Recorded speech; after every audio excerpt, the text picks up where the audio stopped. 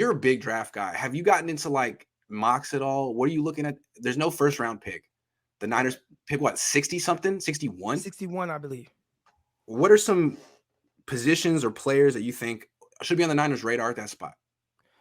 I think it should be wide open. See, now there are a lot of people that say, "Oh, no, they got to draft an edge," or "Oh, they got to draft a safety," or "They got to draft a cornerback," or they have. And I'm like, man, if you look at some of the 49ers' most productive rookies, really throughout their time, a lot of times it's not the guys that they take first or second or third. Yeah. You know what I'm saying? So I think you just look at the draft as one. These are humans, and there's the human element to all of it. Just get talented people. So at 61. I mean, who is going to be able to come in and make an impact at any position, even if it's a position like receiver that people think is not that big of a quote unquote need, which I think is more of a need when all you have is Ayuk, Debo, and Jawan Jennings, who's cool. Your number one wide receivers has to play running back for you too. Yeah. So, I think it should be wide open. I'd say if I had to really prioritize it, I would go edge. You talked about Arden Key being a big loss if he walks. That's a big free agent signing you believe in. So maybe going out and getting somebody off of the edge that can either come in as a rotationary edge rusher or come in right away and be a 4-down defensive end to help out Bosa. So if I had ideally do that, and then that helps out the secondary. The 49ers have shown time and time again you don't have to have elite. Because you know what I'm going to say they should do in round 2. Huh? You know what I'm going to say they should do in round 2. Yeah, you're going to say they should take a corner in round 2. And that's fine. Every year. If there's a guy there and I'm like, okay, you can't pass on that guy, I get it. But I would, if I have an even grade on an edge rusher and a corner, I'm definitely going with the edge rusher because they affect the back end more than a good corner can affect the back end with bad pass rushing. All right, let me allow me to retort here. If there's a corner who can play outside and in the slot, maybe that guy doesn't exist at pick 61. Those guys go quick.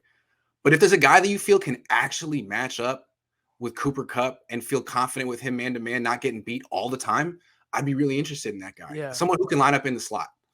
But and the 49ers, if they had shown me that they would call a defense that way, and maybe if they felt like they had that guy, maybe they would. Right. Maybe if it's like, hey, no, we do got a guy that can shadow this guy. Yeah, when Verrett was playing like that, Saleh kind of changed how we call it a little bit, but I don't know how D'Amico would do it. Right. So, they play so much quarters too high. Things are a little safe. Maybe they do it because of the corners, but it worked ultimately, right? Even in the game where, oh, man, Odell got 100 yards, Cooper Kupp got 100 yards, but it's like, man, the Rams still scored 20 points. Offense should be able to score more than 20 and win that game. True. So I still lean a little bit more towards the pass rush and moving the quarterback off of his spot, making him have to rush his throws. I think that helps everybody, even if your corners are just fairly average. I just want to say, like, to your point, though, any position, just don't take the next Aaron Banks. Don't lock yourself into a need and take a player who's a total whiff. I'm not saying Banks is a whiff, but I never liked Banks. I never saw what they were telling us.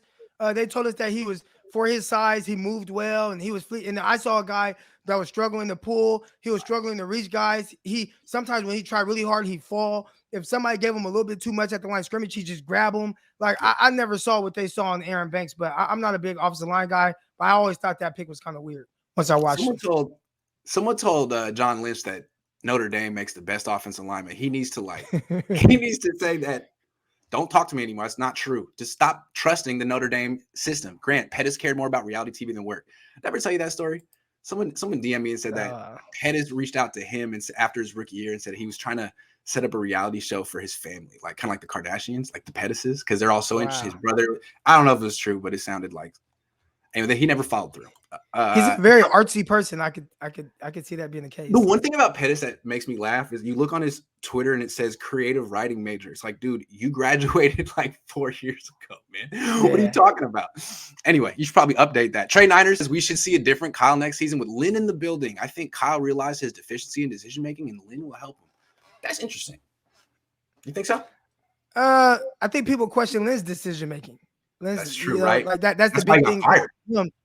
Here's my thing with the Anthony Lynn thing, and I think he's a terrific guy to have in there as your assistant head coach. And I do think he potentially can add some different dynamics to the run game scheme. And maybe McDaniel is a bigger loss than what Kyle's kind of leading on, or what most people think. everybody thinks, oh, it's Kyle Shanahan, he's the mastermind, but kind of listen to people talk. Sounds like maybe McDaniel behind the run game is kind of the guy, right? So maybe Anthony Lynn helps that. He was a running back coach when I was with the Jets. Exactly. So I've had that. Yeah. Really? But, yeah. But I didn't have. Okay. Yeah. He's on the other side. How well do you know him? Was he on the other side of the ball? I didn't get much contact. Yeah, Now, one day, randomly, he sat down and just ate with me. I don't know why. I was the only person sitting at the table. We spoke for about 20 minutes or so, but that was really the only like real interaction that I had with him. What'd you guys talk about?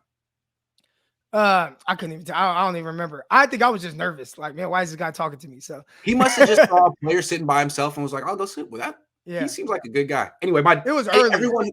Everyone who knows him says he's great, but I do know that he was questioned. I don't follow the Chargers, but he didn't want to start Herbert. Only reason Herbert got to play is because Tyrod Taylor almost got killed by the freaking medical staff or something. That was crazy. I'd say this.